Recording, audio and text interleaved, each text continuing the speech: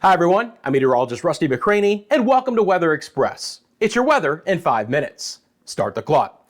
Friends, we're going to have some fast-moving systems racing across portions of the U.S. that's going to bring some snow, some rain and storms to some areas, and we'll talk about in the extended who's likely to stay colder than average. We'll begin today in the Northeast. We have a fast-moving system mainly impacting eastern Canada, but the southern extent of this is slipping into upstate New York. You got to get all the way north of I-90, basically up I-81 to see any way of accumulating snow. Some of the higher elevations there likely to get over a half foot, but many locations are only going to see around 3 inches or less. There are some winter weather advisories there.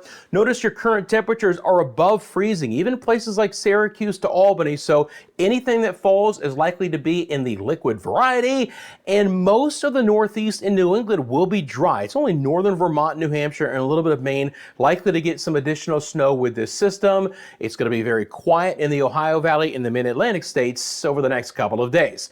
It's certainly colder today in the southeast, but a beautiful day indeed. I'll show you the visible satellite imagery, and there's not a lot of clouds out there, just a little bit back down into Florida. Temperatures are warmer there, but places like Atlanta today struggle to get into the low 50s for a daytime high. Columbia, South Carolina stayed in the 40s. Even Jacksonville, Florida today in at 55. Cool, crisp, dry air for today. It's warming up in the plains as well after the winter weather and the severe storms of last week. Things are much quieter on this Monday. We're starting to see a few light showers percolate up on the southern sides of Texas from San Antonio back down towards Corpus Christi. Fast moving showers, nothing very concentrated whatsoever. A little bit of snow in the far western sides, or excuse me, rain in the far western sides of Texas as well, but temperatures well above where we need to turn that into any frozen precip. Temperatures are all over the place in the west, but in general, temperatures have moderated. There's still a lot of wind out there right now. I'm going to show you guys the wind gusts right now in Big Sky Country, Great Falls, western Montana, 40, 50, even near 60 mile-an-hour winds. But out west right now, as far as any precip, you got to get to the northern sides of Washington, Seattle, Everett north into Vancouver, BC, where it's all mainly rain right now. Just some higher elevation snow, but even that is expected to be on the lighter side.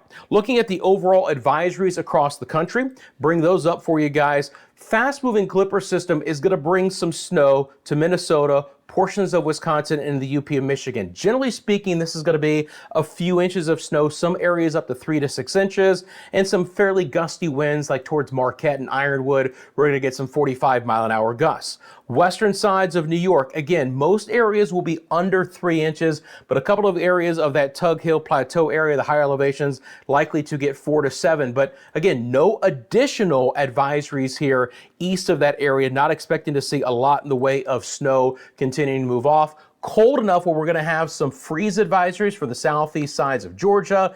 And there's that high wind warning for the western sides of Montana. Wind gusts are likely to be up to 65 miles an hour. So let's get over to our model here. I'm going to bring up the HRRR model, the high resolution rapid refresh. Let me get this high wind advisory out of here for you guys. So here's what I expect over the next 48 hours. Fast moving system will be racing across the Great Lakes. That's why we have our winter weather advisories here. Now, again, it's a shot of rain first and a little bit of snow. Not a lot of snow is expected here. It's going to be quickly moving through the Northeast after that. So you're mainly going to see liquid precip.